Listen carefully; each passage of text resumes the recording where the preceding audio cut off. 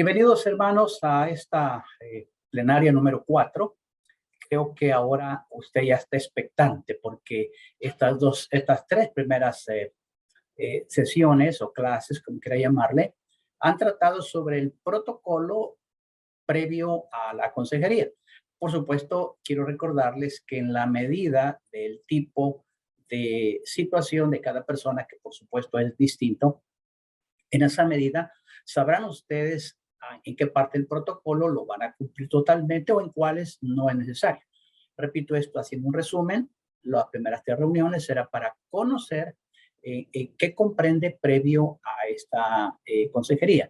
Por supuesto, ya les di a ustedes algunos parámetros sobre la razón del consejero, el propósito del consejero, hacia qué persona está orientado, y les di también algunos formatos previos a la consejería para respaldarse ustedes sobre cualquier asunto legal, sobre todo cuando son personas del sexo opuesto, cuando son jóvenes, ya sea varón o hembra, que puede crear alguna confusión. Entonces eso, para que usted como consejero se cubra las espaldas. Claro, en algunos países esto es un poco más estricto, aquí tal vez en el país no lo es, pero sin embargo lo correcto es estar protegido.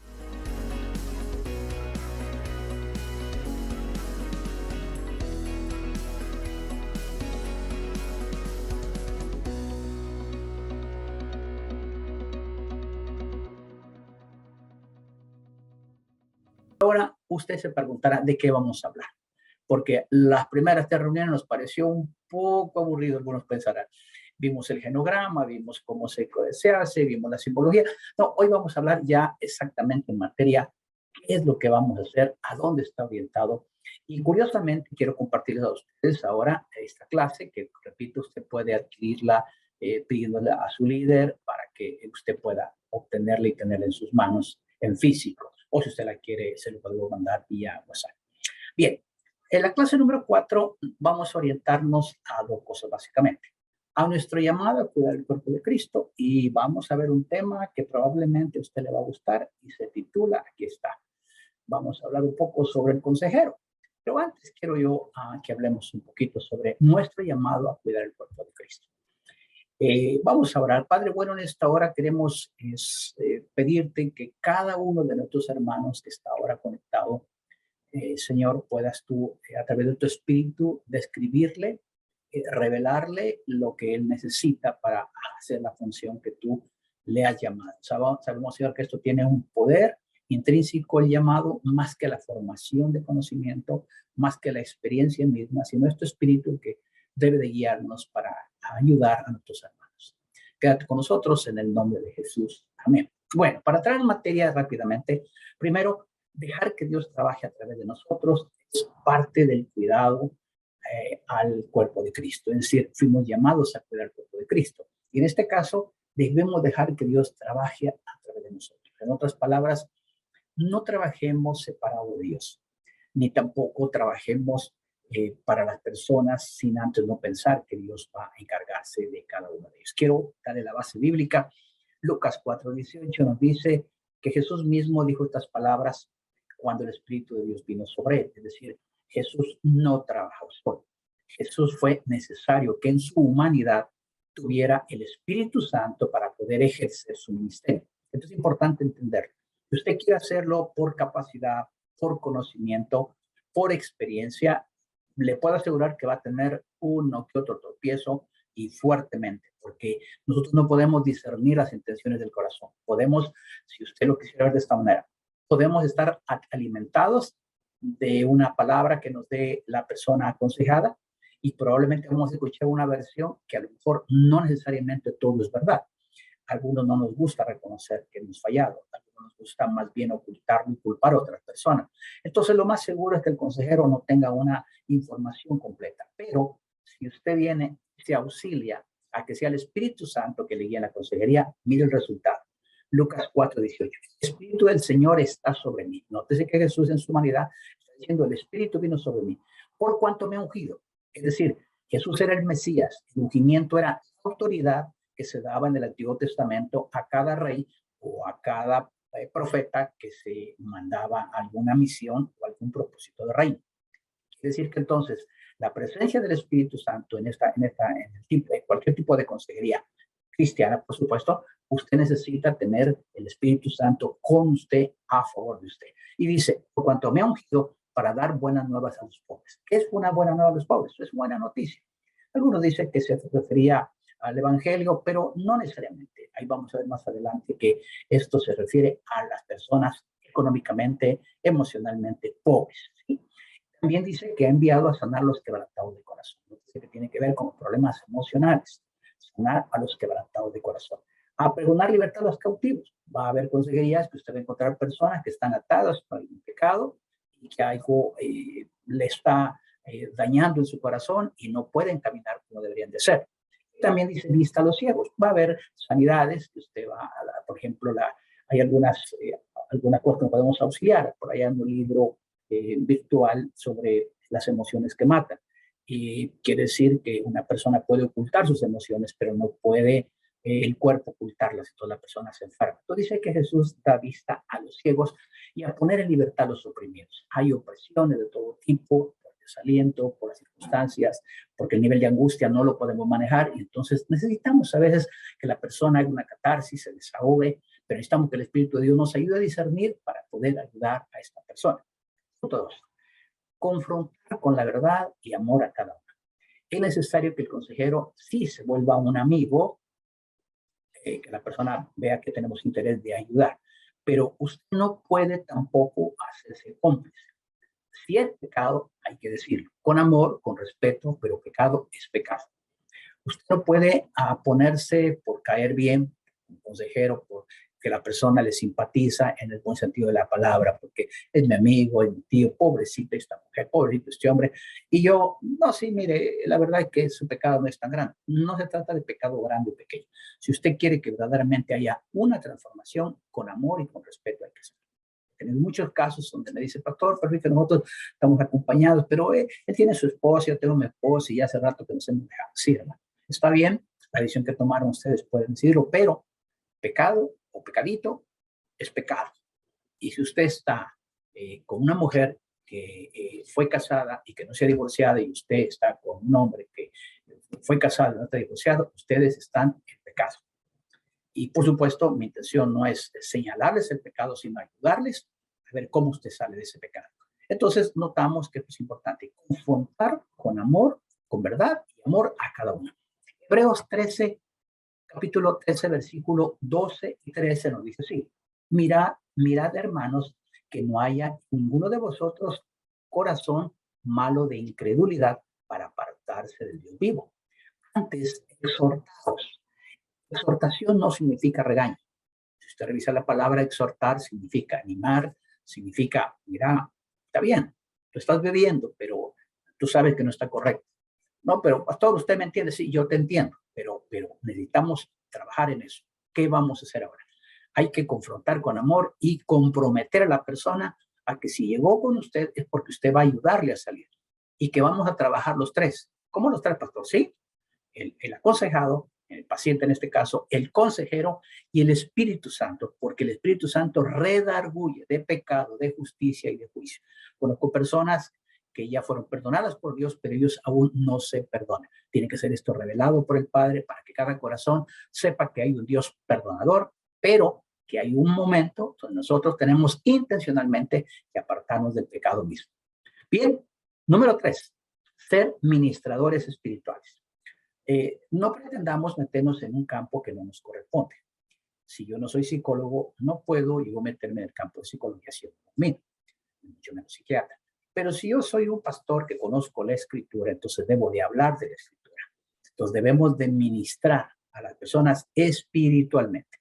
Veamos qué dice la Biblia, primera carta a los Corintios, capítulo 12, versículo 3.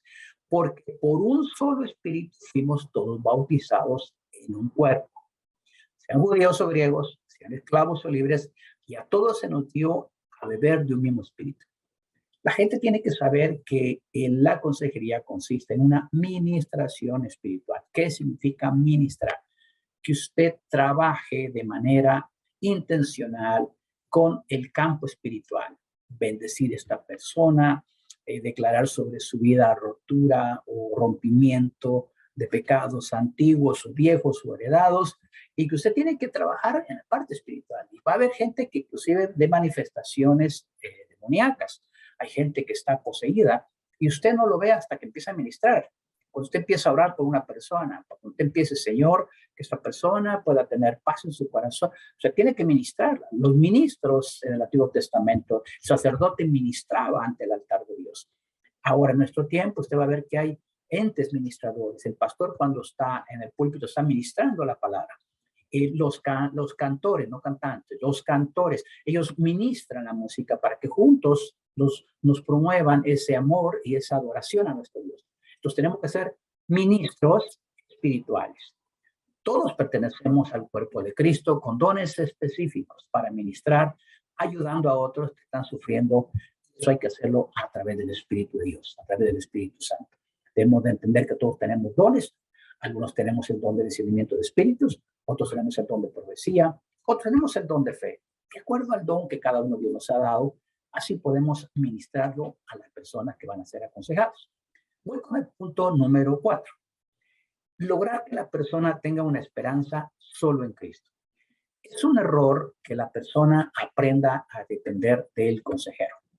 Es un error y es una tentación tremenda, porque hay personas que le gusta endulzarle a uno el oído. Ay, pastor, es que mire usted, es cosa seria. Qué experiencia la suya. De verdad que mire, yo no sé por qué no vine antes. Yo he tratado con otros consejeros y no, así como ustedes, no, qué bárbaro, pastor. ¿Cómo le usa a Dios? Tenga cuidado, porque ese endulzamiento de oído a usted le puede llevar a que de manera inconsciente usted haga a esa persona dependiente de usted y no de Dios. Debemos de ser claros en esto, hermanos, porque es una tentación muy grande que uno se quiera apropiar de esa persona. Debemos dejar que la persona elija, ¿verdad?, alternativas de solución, pero siempre debe ser que la persona mire a Cristo, que su esperanza la ponga en Cristo, que no esté esperando que nosotros, no, mire, con un par de reuniones conmigo yo lo resuelvo. Tenga cuidado, no le quitemos a Dios el lugar que le corresponde. Lograr que la persona tenga una esperanza significa que yo debo decirle, mira, hermana, la verdad es que tu problema es probable que tú lo veas muy grande, pero mira, yo he tenido otros casos más complicados y Dios se ha glorificado. Quiere decir que lo tuyo, no, hombre, si quisiera yo decírtelo al estilo mexicano, así decían algunos paisanos, decían, lo difícil no nos cuesta nada y lo imposible nos tardamos un poquito. Yo creo que Dios no necesita su acción, pero nuestro Dios es todopoderoso y sabe cuándo y en qué momento es conveniente. A veces la respuesta de Dios es inmediata, a veces no es revelada de inmediato. Hay un proceso que Dios trabaja con el corazón para que haya un convencimiento pleno. Bien, vamos ahora al versículo bíblico que respalda la posición número 4. Lograr que la persona tenga una esperanza solo en Cristo. El Salmo 71, versículo 5 dice, porque tú, oh Señor Jehová, eres mi esperanza, seguridad mía, perdón, desde mi juventud. ¿Se da cuenta? Dios siempre ha estado ahí. Dios es nuestra esperanza. Dios es el que nos va a sacar a flote. Dios es el que no va a permitir que caigamos en el fuego y nos quememos. Él nos va a sacar. Él dice que aunque pasemos por ríos, no nos vamos a ahogar, vamos a negar. Dios siempre buscará la salida para nosotros. Es más, Dios no nos pone cargas mayores de las que podemos llevar. Bien, te llevo al punto número 5.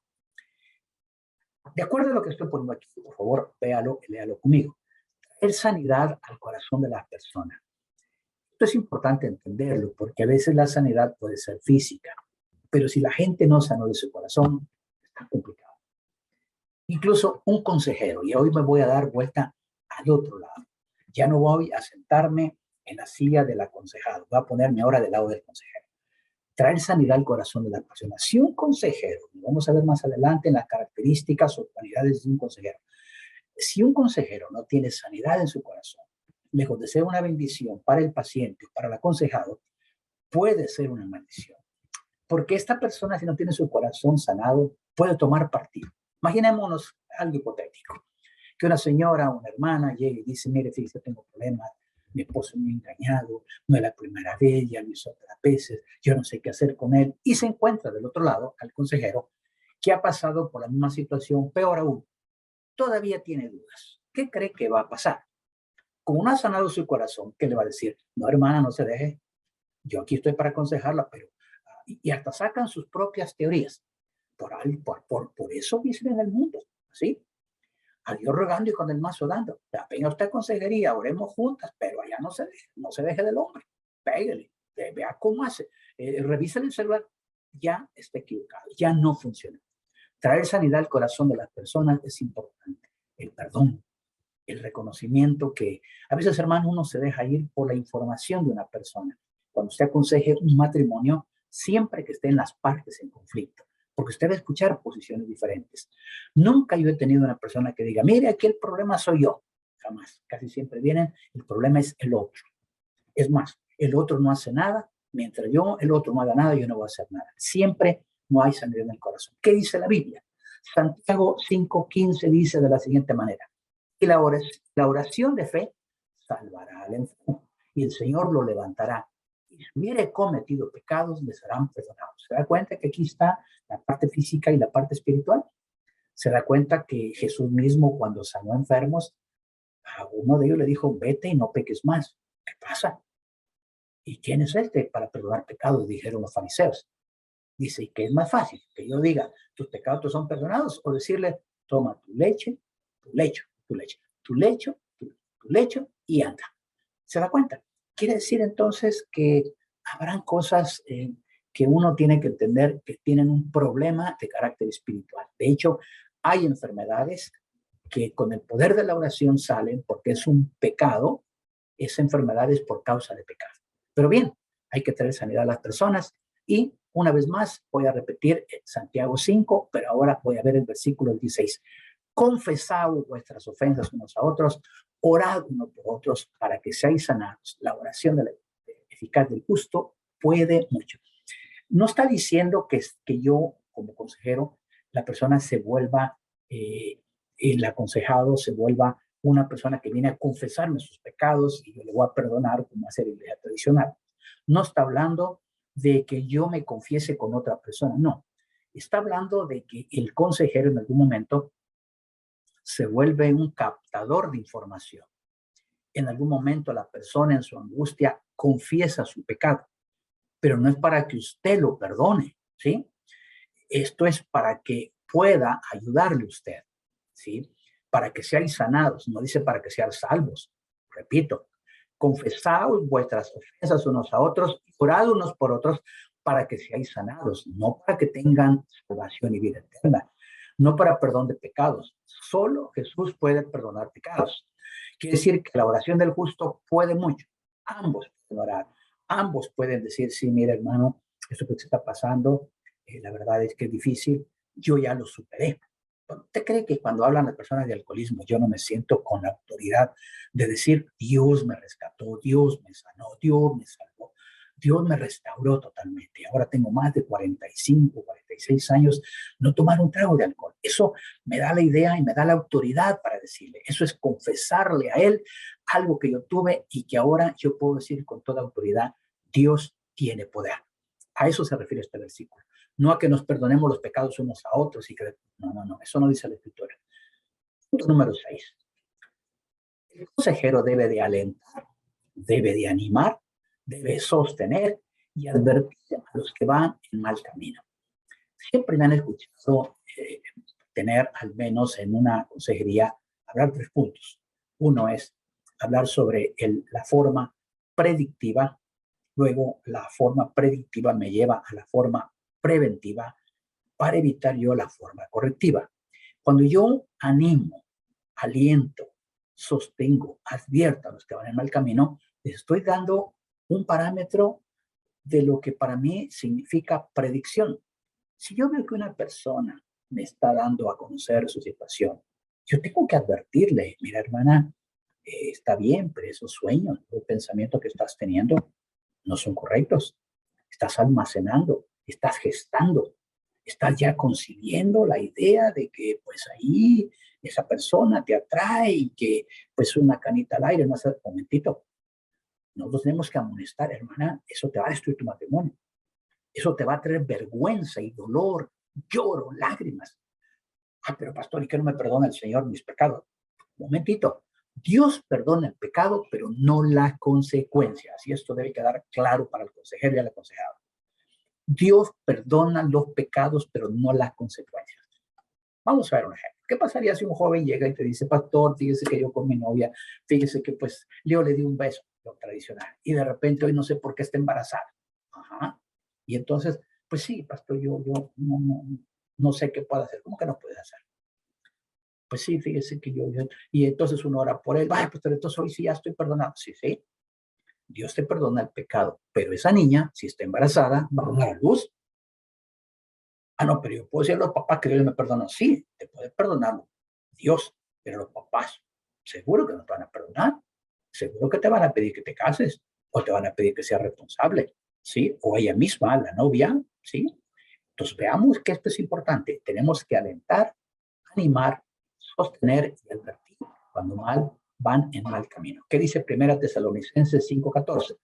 También os rogamos, hermanos, que amonestéis a los ociosos, que alentéis a los de poco ánimo, que sostengáis a los débiles y que seáis pacientes con todos. ¿Se da cuenta? Es importante tener una parte en esto que sea de exhortación, de ánimo, para aquellas personas que van por mal camino. Bien, número 7. Observa tu círculo de influencia. Es importante que yo me dé cuenta que mi actitud como consejero puede tener influencia negativa o positiva. Si soy un consejero que ya se corrió la bola de que yo soy chambroso, perdóneme la expresión, o que soy comunicativo para que no me vaya a malentender y se me enoja y diga, uy, el pastor me dijo chambroso o chambrosa. No, no. Ten cuidado porque tenemos que saber que nuestro círculo de influencia puede ser positivo o negativo. Y como consejero, hay mucha gente que yo le digo, mire, hermana, tenemos tantos consejeros. Sí, pero con el hermano fulano no me voy a poner. No, no, pastor, si usted viera. Entonces, no podemos ganarnos una fama sin siquiera haber empezado. Observa tu círculo de influencia. Recuerda que nuestro círculo de influencia es toda aquella gente que nos rodea y está frente a nosotros. Siempre hay alguien viéndonos. Recuerda que tenemos mensajes no verbales, a veces un gesto, a veces una forma hipócrita de hacer las cosas. La gente lo percibe y por supuesto debemos de observar ese círculo de influencia. Las personas a nuestro alrededor no saben cómo resolver los problemas del diario vivir. Eso significa que nosotros, si tenemos esa capacidad, podemos ayudarles. Recuerde que es importante ayudarles. A veces tienen crisis, problemas, dudas, dificultades, frustraciones y preocupaciones que no saben manejar. Para usted tal vez es trivial, es tan simple. Yo a veces tengo conseguiría que le digo, hermano, si lo que usted tiene es tan fácil, pero tan fácil, pastor, no me diga eso. Claro, para ellos es una montaña de problemas, pero por supuesto para uno cuando tiene un grado de experiencia, uno lo ve y es bueno también ese círculo de influencia donde uno puede decir, hermano, no se preocupe, vamos a salir. Sí se puede en Cristo, déle esperanza y por supuesto denle la oportunidad de entender que Dios puede solucionar ese problema siempre y cuando todos trabajemos de manera comprometida y responsable. Fíjese bien, comprometida y responsable. Como usted lo vio en la clase 1, 2 y 3, necesitamos compromiso tanto del consejero para ayudar, pero del aconsejado para hacer los deberes. Deberes como, qué sé yo, su discipulado, visitar un médico, como hablamos en la primera, segunda y tercera reunión. Nuestro papel no es solventarles todo, sino ayudarles a que ellos mismos resuelvan sus propios problemas y se vuelvan personas interdependientes, dependiendo de Dios únicamente como autoridad máxima en sus vidas. Amados, uno de los errores es que nosotros a veces queremos resolver los problemas al aconsejado o al paciente. Veamos, viene una persona, el pastor, fíjate que yo no tengo trabajo y no tengo para comer. No se preocupe, hermano, yo le voy a dar para comer. Creo que es bueno ayudarles, pero hermano, ellos no pueden estar esperando que usted siempre les dé de comer. Usted tiene como consejero que preguntar siempre cómo lo ha pensado resolver. ¿Cree usted que en algo de esto yo puedo ayudarle? A veces, hermanos, tenemos tantos problemas en nuestra gente que al aconsejarlos uno de repente se carga, pero nosotros no somos Dios. Nosotros tenemos que ayudarles a ellos a que ellos resuelvan su problema. Veamos un ejemplo práctico. ¿Qué sucede con algunas madres que sus hijas a muy temprana edad se dejaron embarazar? Llegan con su niño a casa o embarazada. Y mamá, fíjate que fallé, y la mamá muy cariñosa, no te preocupes, hija, aquí hay frijolitos, aquí hay casa, comida y todo. Está bien. creo que es bueno que ayudemos a nuestros hijos cuando una vez cometen errores. Un padre que no ayuda a sus hijos, hermanos, y aun cuando son situaciones difíciles, entonces, ¿qué es un padre? Hay que ayudarles. Pero una cosa es ayudarles y otra cosa es a resolverles sus problemas. Veamos el ejemplo más práctico. Llega mamá y me dice, pastor, yo quiero que me regale un botecito de leche para mi nieto. Como una hermana, veamos si tenemos ahí en la bodega, etc. Y algunas veces le pregunto, hermana, ¿y para qué la leche? Para mi nieto. Ajá. Y su mamá, no, fíjese que mi hija solo me dejó al bebé, ahí se fue, ahí anda con otro hombre. Espéreme un momentito, ¿y de quién es el niño? No, pues de mi hija, ¿ok? Hermana, usted tiene que aprender a que su hija resuelva sus problemas y usted a ayudarle. A eso me refiero. El consejero no tiene que resolver el problema a la persona, tiene que ayudarle a que el aconsejado descubra alternativas y cómo hacerlo a través de la ayuda de Dios y por supuesto que el consejero desea participar. Bien, vámonos para el punto número 8. Ayuda a la persona a que active el don que Dios le dio. Veamos qué dice segunda carta de Timoteo 1:5 para entenderlo mejor. Dice, segunda carta a Timoteo 1:5, por lo cual te aconsejo que avives el fuego del don de Dios que está en ti por la imposición de manos. Quiere decir que cuando usted aconseja a alguien, tiene que activar el don, en este caso, el don de avivamiento, sacar de esa persona de su letargo, de su estancamiento emocional. Recuerde que es importante entender que Dios no nos va a avivar. Señor, hay alabanzas, por ejemplo, que sutilmente uno se va engañado. Por ejemplo, Señor, avívame, avívame. Un momentito, la Biblia no dice que Dios nos tiene que avivar. Mire lo que dice Timoteo, Pablo a Timoteo, vamos a repetir, por lo cual te aconsejo, se le está diciendo, mira, es tiempo, sal de ahí, avives el fuego del don de Dios que está en ti. Avives el fuego del don de Dios que está en ti por la imposición de mis manos. Quiere decir que en este caso Pablo había impuesto sus manos sobre Timoteo y le hizo una transferencia de su espíritu, ¿sí? Para que esta persona avivara su corazón. Nosotros como consejeros podemos orar por las personas. Padre, en nombre de Jesús, aviva el corazón de esta mujer. Señor, que pueda encontrar una salida, que pueda haber puertas de oportunidad, que esa calamidad la transforme en oportunidad. ¿Sí? Ese es el don que Dios ha dado. A todos nos dio un don de fe el Señor, una medida de fe. Así es que debemos de ayudar a la persona para que por sí misma se automotive, que se dé cuenta que tiene un arraigo, mostrarle la importancia de sus hijos, de su esposo, de su futuro, de su futura generación. Eso va a haber un avivamiento en él o en ella. Y por supuesto, esto también es bíblico de acuerdo a lo que hemos leído. Debemos saber de dónde viene nuestra fuerza y recurrir a él siempre en todo tiempo invocándole y pidiéndole por aquellas personas que estamos aconsejando. Repito, debe de saber él de dónde proviene nuestra fuerza. Debe de saber que esto es buscando el rostro de Dios. Es decir, tenemos que orar por ellos, pero también debemos de hacerles ver que la única fortaleza, la única fuerza que puede recibir no es del consejero. Sí, el consejero está bien, que le hable después, cómo vamos, hermano, cómo te fue ayer, cómo te sentí, todo eso es bueno, pero dejemos que Dios procese o Dios trabaje en el proceso de esa persona. Seguro puede haber un plan de Dios ahí, no le estorbes a Dios, que avive su don y ponlo tú a que Él lo trabaje y que Él sienta que puede desarrollarlo siempre con la ayuda de Dios. Hay que recordar que Él es el que obra, recuerda. No te atribuyas algo que no estoy. Que voy a vivir, que estuvo la consejería. Bueno, es que yo, mire, aquí, mire, usted no sabe, mire, aquí hay experiencia. Momento. Hay que recordar que Él es el que obra, por eso con mayúscula. Dios es el que obra. No somos nosotros los que cambiamos vidas. Grábese bien eso. No se atribuye a cosas que no son suyas, sino son la obra de Dios. Debemos dejar que Él obre en y a través de nosotros.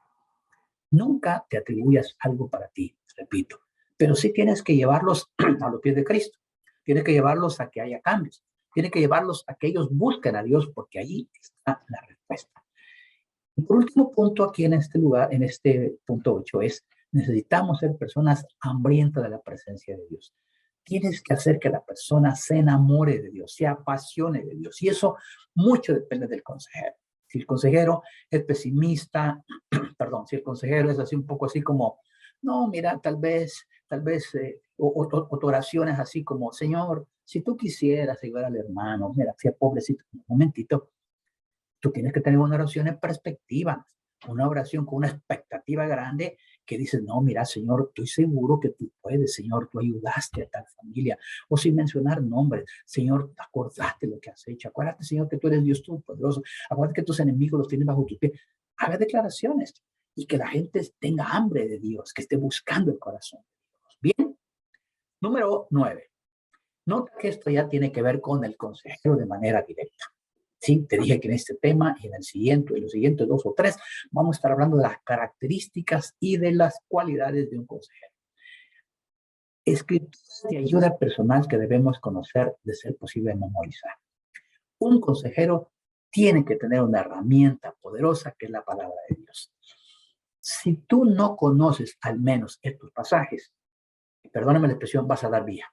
Vas a empezar a sacar experiencias de tu abuelita, de tu tía, de tu hermano, de un amigo, vas a bajar de internet algunas. No, agarra la palabra de Dios. La palabra de Dios intrínsecamente tiene poder y autoridad. Por eso la utilidad de la escritura es el primer punto. Timoteo en la segunda carta, más bien le escribe, en este caso Pablo a Timoteo, y le pone toda la escritura, no solo Antiguo Testamento, no solo Nuevo Testamento, no solo Proverbios, ¿sí? No solo Eclesiastés, toda la escritura es inspirada por Dios. ¿Para qué es útil? Para enseñar, para redarguir, para corregir, para instruir en justicia. Vea la finalidad, a fin de que el hombre de Dios, y la mujer de Dios, por supuesto, sea perfecto, mente preparado para toda buena obra. Es decir, que entonces la escritura tiene la respuesta. Pastor, ¿y por qué la escritura tiene la respuesta? Porque cuando tú compras un carro, un equipo, una computadora, algún equipo que requiere un manual del fabricante para ver un protocolo de arranque, de inicio, de mantenimiento, de limpieza, etcétera, etcétera, ese manual le da la autoridad al fabricante porque él lo fabricó. ¿Por qué no dice que toda la escritura es inspirada por Dios? Porque Dios es nuestro fabricante. Dios nos hizo a nosotros y no nosotros hicimos a Dios. ¿Quién conoce entonces? Nuestro fabricante, nuestro creador. ¿Quién más va a saber todo lo que nosotros somos y queremos? ¿Quién más va a conocer nuestras inquietudes? ¿Quién no va a conocer nuestras debilidades? ¿Sí? Por eso dice la Biblia que el Espíritu Santo nos ayuda en nuestras debilidades. Así es que Dios nos conoce. Uno de los salmos dice que nos vio desde que estábamos en embrión, cuando estos huesos crecían. Nota que Dios tiene la autoridad y la palabra de Dios tiene la respuesta. Pastor, toda la respuesta que quieras está en la palabra de Dios. Claro, no te va a decir, vaya a ser, no. Encuentra la palabra, vas a ver ejemplos claros, vas a ver del corazón de Dios cómo fluye, pero tienes que entender que en la escritura está toda la respuesta. Uno más, el poder de Dios se perfecciona en nuestra debilidad. Acabo de mostrártelo hace un momentito, que dice segunda carta a los Corintios 12:9. Le dijo Dios a Pablo, me ha dicho, bástate mi gracia, porque mi poder se perfecciona en la debilidad. Por tanto, de buena gana me gloriaré más bien en mis debilidades para que repose sobre mí el poder de Cristo. Pablo decía, yo ya le dije al Señor que me sane, yo ya le dije que me quite. Pablo tenía una enfermedad, unos creen que era jorobado, otros creen que era una úlcera. Hay diferentes posiciones teológicas, no lo dice la Biblia. Pero habla de una enfermedad y Dios no lo quiso sanar. No te puedo decir por qué razón. Hay muchas especulaciones. Algunos creemos que porque Pablo era medio potente, porque Pablito, nuestro hermano, era ser imitadores de mí como de Cristo. Este se la picaba bien, ¿verdad? Y este era un consejero tremendo. Él mandaba cartas apostólicas con contenido pastoral. Sí, me escucho bien. No son cartas pastorales, son cartas apostólicas con contenido pastoral. Eso es lo que hacía Pablo. Y Dios, y esto Pablo, cuando Dios le dijo, Señor, sáname, Señor, quita este aguijón de mi carne. El Señor le dijo, bástate mi gracia, porque mi poder se perfecciona en tu debilidad. Eso tenemos que entender, que el poder de Dios se va a perfeccionar en la debilidad, tanto del consejero como del aconsejado. ¿Para qué? Para que tengamos una dependencia total y absoluta de nuestro Dios. Uno más, desecha las fábulas y cuentos. Ejercita tu ministerio. ¿Cuántas mentiras uno encuentra a veces en redes sociales, en internet? y nos vamos por la tangente. Y muchas de ellas son leyendas bonitas. Es que no, mire, dice que con un poquito, es que hermano, mire, si usted viene a mi consejería hay un poquito de yoga y un poquito tenga cuidado, deje de mezclar las cosas que no corresponden a Dios. ¿Acaso Dios no es suficiente? ¿Acaso Dios no es suficiente su palabra? ¿Sabe qué pasa? Que muchas veces nosotros desconocemos la escritura. Entonces tenemos que irnos a los consejos, a las leyendas, a los mitos. Aquí está, mire. Rechaza las leyendas profanas y los mitos semejantes. Más bien ejercítate para la piedad o ejercítate en la piedad. Busquemos el corazón de Dios y Dios nos dará la respuesta. Cercano está Jehová a los quebrantados de corazón. Debemos de hacer notar al aconsejado que siempre Dios está cercano, que el pecado es lo que nos separa de Dios. Pero una vez tú confiesas tu pecado a Jesús, tú automáticamente tienes acceso al lugar santísimo, directamente. ¿Por qué es importante esto? Porque muchas veces Dios ya te perdonó, pero tú no te has perdonado, no sientes el amor de Dios en ti. Mientras tú no te veas como un hijo de Dios, no puede fluir en ti el amor de Dios. Y cuando no fluye el amor de Dios en ti, tú no te sientes amado. Y al no sentirte amado, ya seas como consejero o aconsejado, obviamente tú no vas a actuar de manera natural, vas a actuar de manera despectiva, vas a sentirte siempre separado de Dios, y que Dios no te oye, y que tú pues vas a orar para ver si por casualidad, esto no es de casualidad, cercano está Jehová a los quebrantados de corazón. ¿Qué es quebranto? Quebranto no es llorar. Mucha gente dice, está quebrantado, está llorando. Eso no es quebranto. Quebranto es quebrar algo. Por ejemplo, yo me quiebro el brazo, es quebranto. Es segmentación, es separación. Un corazón quebrantado es aquel que segmenta la carne, el alma y del espíritu. ¿En qué sentido?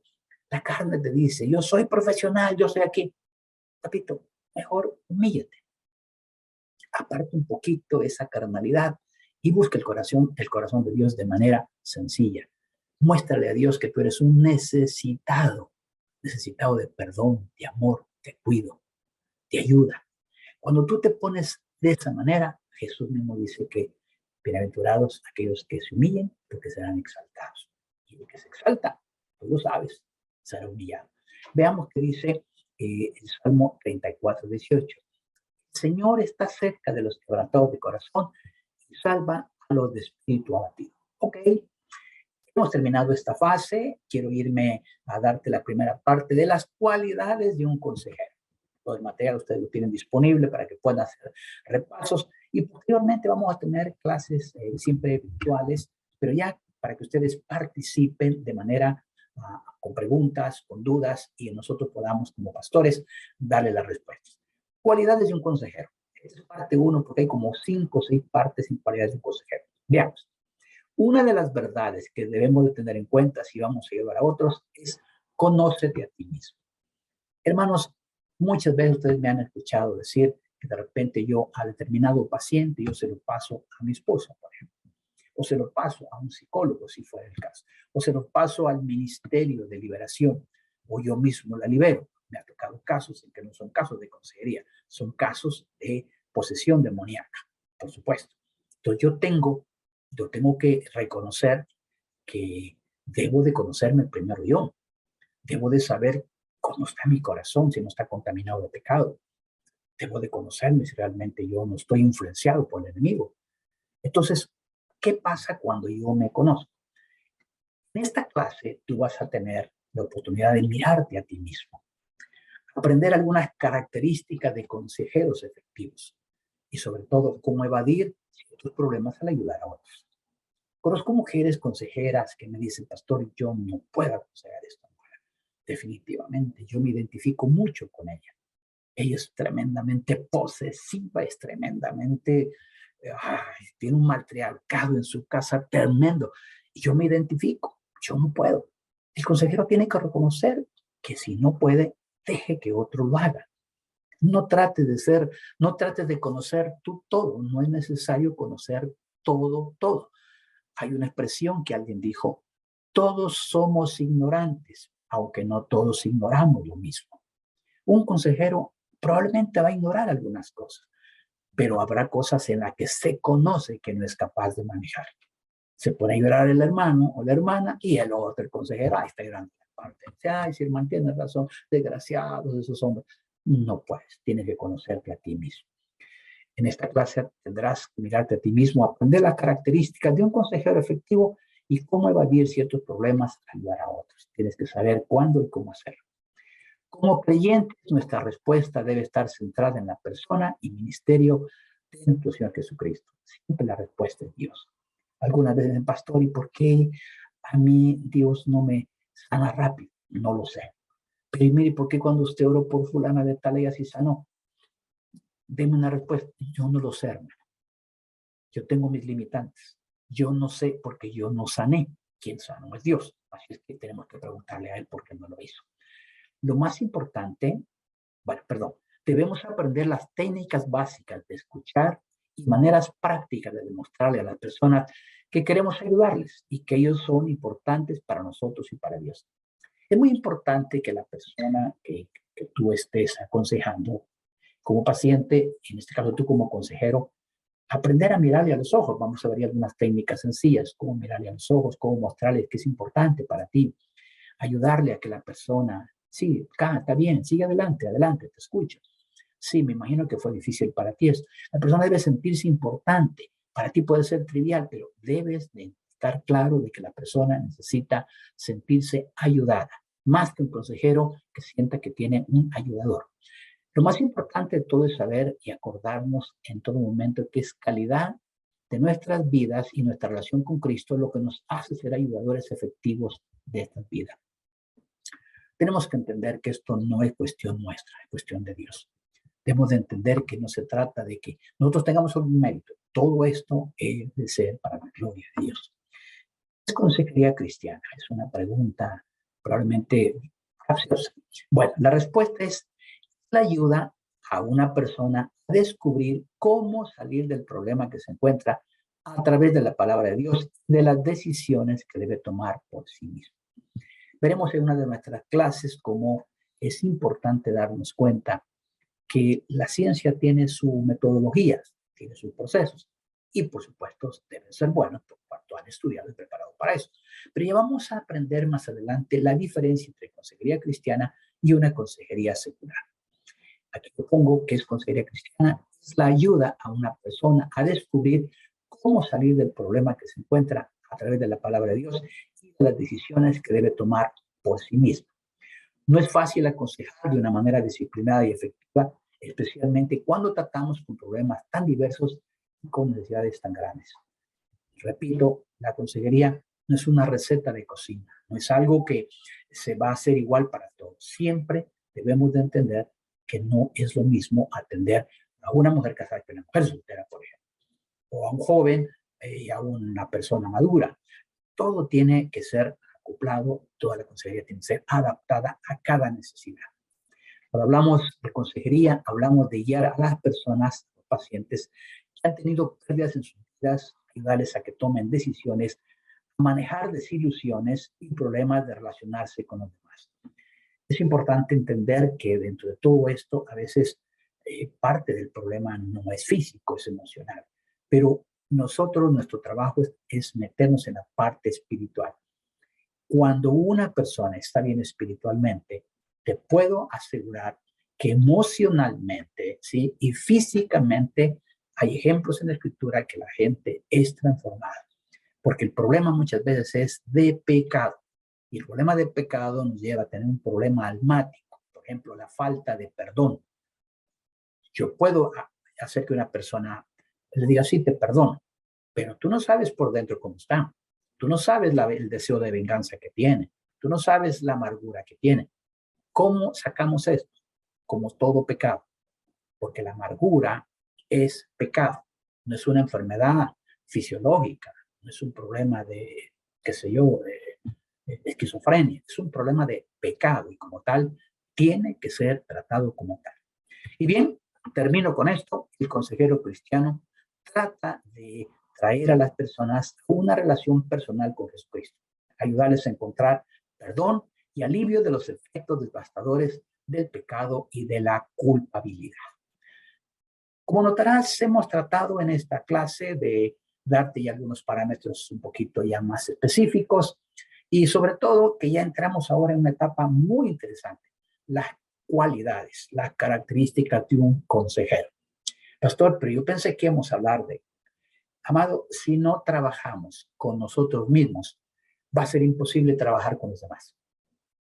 Si tú ahora mismo, tú no te sientes perdonado por Dios, ¿cómo los vas a llevar las personas al perdón de Dios? Si tú ahora mismo no te sientes que Dios te ama, que Dios es un padre para ti, ¿cómo vas a hacer que las demás personas crean? Tú no puedes dar lo que no tienes. Así es que termino con esta clase, estemos listos para la próxima.